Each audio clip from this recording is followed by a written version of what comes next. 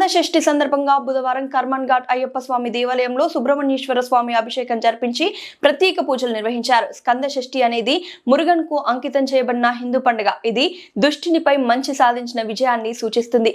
ఇది సురపద్మనుడిపై మురుగన్ సాధించిన విజయాన్ని గుర్తు చేస్తుంది. 6 రోజుల పాటు జరుపుకునే ఈ పండుగ 6వ చంద్రదినం షష్ఠి తిథి నాడు ముగుస్తుంది. దీనిలో ఉపవాసం, ప్రార్థనలు మరియు కంద షష్ఠి కవసం లాంటి భక్తి శ్లోకాలను పఠించడం ఉంటాయి. అత్యంత ముఖ్యమైన ఆచారం శూర సంహారం. ఇది మురుగన్ యుద్ధం యొక్క సారాంశమని ఆలయ పూజారి తెలిపారు. ఈ కార్యక్రమంలో భక్తులు పెద్ద ఎత్తున పాల్గొన్నారు.